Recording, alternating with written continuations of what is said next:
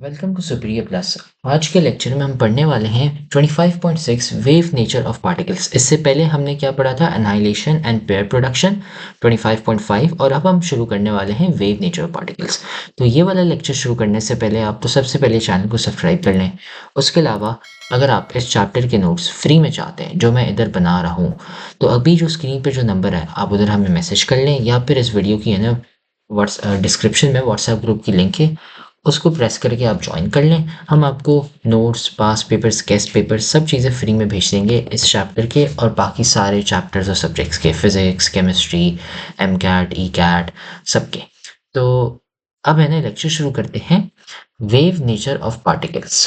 तो इसमें ये है कि ये है ना हमारा शुरू में जो हमने जो पढ़ा था ना कॉन्सेप्ट, मैंने आपको बताया था light and flash photon have a dual nature, wave और पार्टिकल।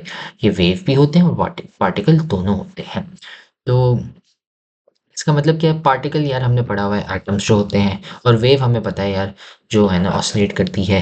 तो अकॉर्डिंग टू क्लासिकल फिजिक्स दोनों अलग हैं, लेकिन अम, आप जो ऑब्जेक्ट्स होते हैं वो अलग होते हैं, वेव्स होती हैं वो अलग होती हैं, पार्टिकल्स अलग होती हैं। लेकिन क्वांटम फिजिक्स में यार देयर पार्टिकल्स, पार्टिकल्स कौन से?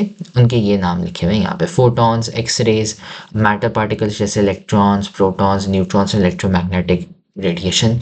ये है ना as a form of wave and particle दोनों बन सकते हैं, जिससे हमारी वेव नेचर ऑफ पार्टिकल्स, मतलब पार्टिकल्स एंड वेव्स दोनों होते हैं, डुअलिटी होती है, वेव पार्टिकल डुअलिटी। ठीक है, ये है ना सिर्फ क्वांटम फिजिक्स की वजह से ही पॉसिबल है, ये क्वांटम फिजिक्स में, क्लासिकल फिजिक्स में नहीं। और यहाँ पे भी वही लिखा हुआ है कि यार क्लासिकल फिजिक्स जो आपकी होती है इनको अलग से ट्रीट करती है, लेकिन जो आपकी क्वांटम फिजिक्स है उसकी वजह से है ना, क्या कहते हैं, क्वांटम फिजिक्स कहती है कि भाई इसमें डुअल नेचर होती है। ठीक है, और उसी के है ना ये जो पूरे यहाँ पे जो सेक्शन है इसके हमने नोट्स यहाँ पे बना लिए।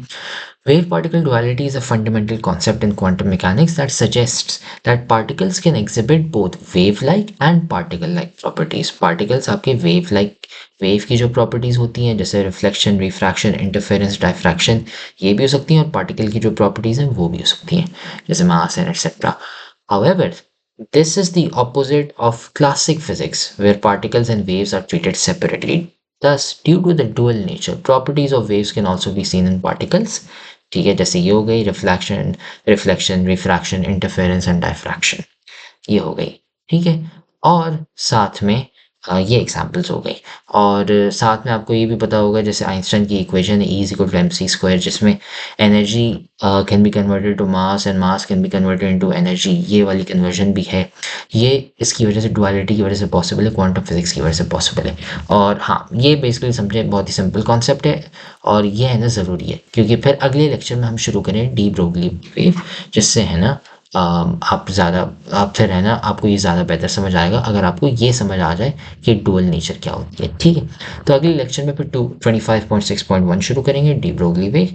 तो अगर आपको समझ नहीं आया तो ये लेक्चर वापसी देख लें, वरना नहीं तो आप है ना यूट्यूब पे कमेंट कर लें या व्हाट्सएप पे मैसेज कर लें, हम आपको वापसी समझा देंगे, मसला नहीं है।